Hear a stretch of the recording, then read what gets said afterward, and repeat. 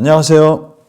말씀 묵상의 이광재 목사입니다. 오늘 사도 바울이 옥중에서 이제 풀려나는 그런 장면을 저희들이 보게 됩니다. 그런데 오늘 문득 사도 바울이 자신이 로마 시민권을 가진 자라는 것을 밝히게 됩니다.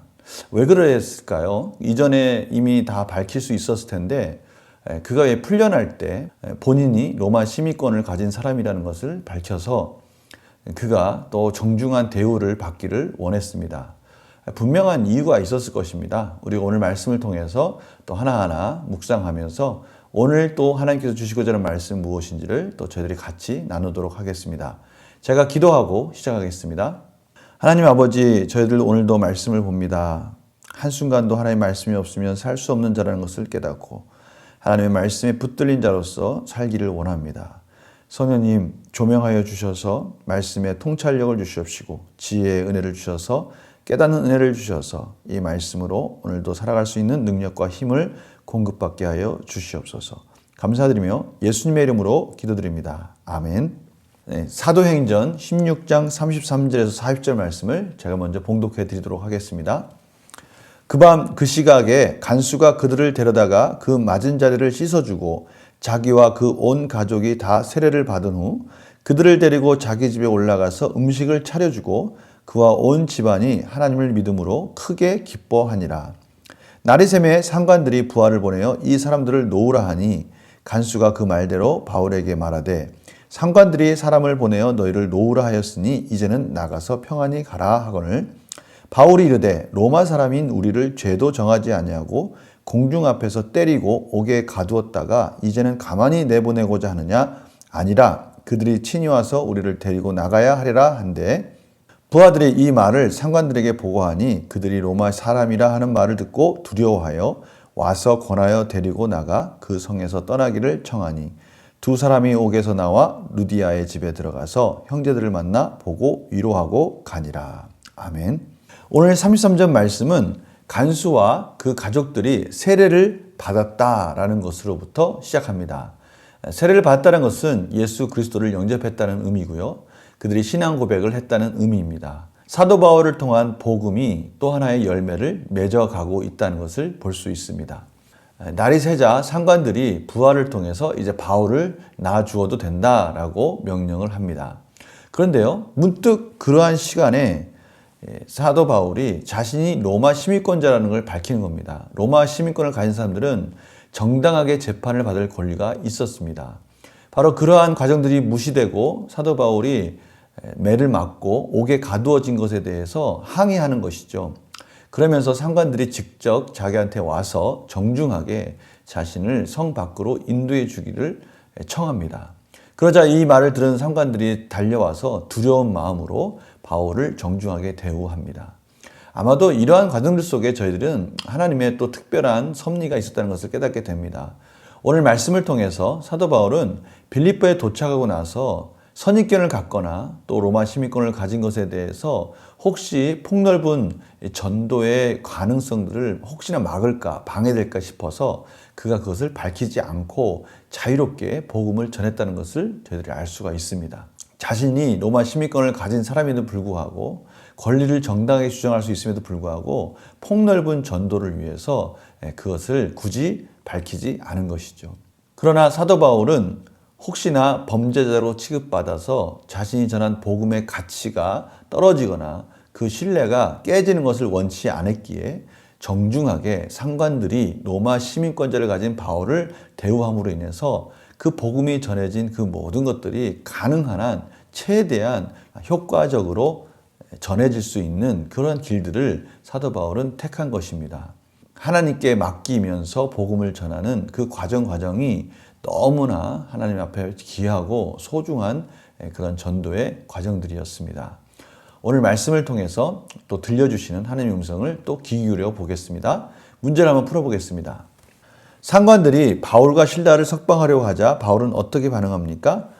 그때서야 바울은 자신이 로마 시민권을 가진 사람이고 이런 대우를 받을 수 없다. 와서 정중하게 자신을 대우해 주기를 원했습니다.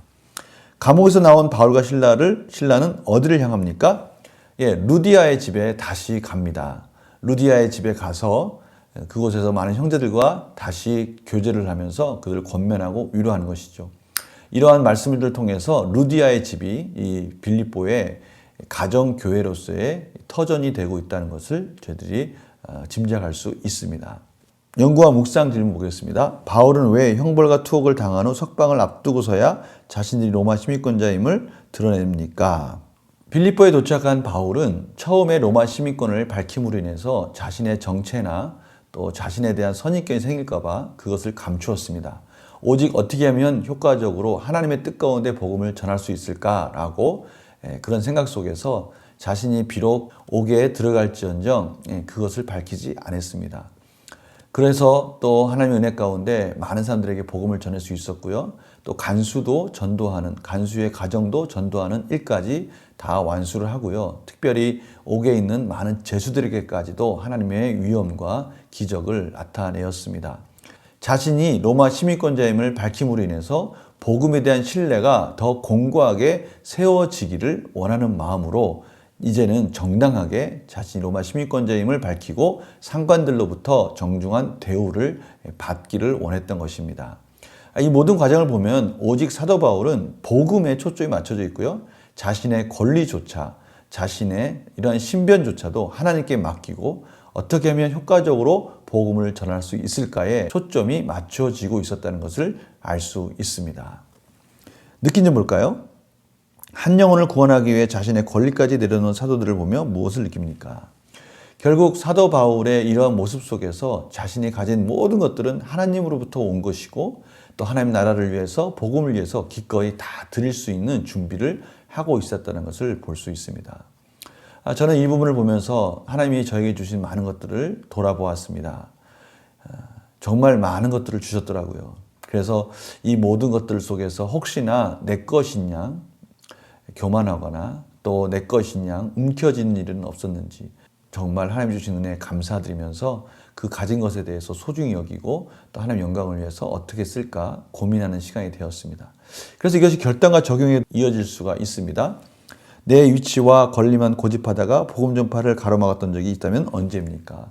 내 위치, 내가 가진 것, 나의 명예, 나의 지위 이런 것들로 인해서 하나님이 다 주신 것인데 이것들이 하나님의 복음 전파에 방해된다면 이것은 하나님의 뜻이 아닌 것이죠. 그래서요, 복음 전파를 위해 내가 내려놓아야 할 부분은 무엇이며 이를 위해 무엇을 결단하겠습니까?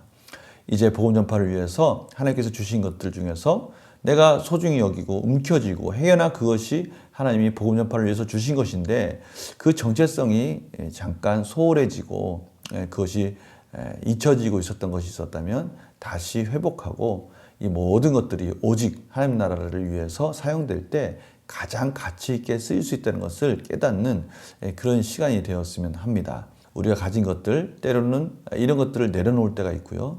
또 이런 것들을 온전히 하나님 나라를 위해서 쓰일 때가 있을 것입니다. 그러나 그 초점이 오직 하나님 나라를 위해서 향해졌을 때 하나님 더욱더 저희들을 채워주시고 풍성히 인도해 주실 것입니다.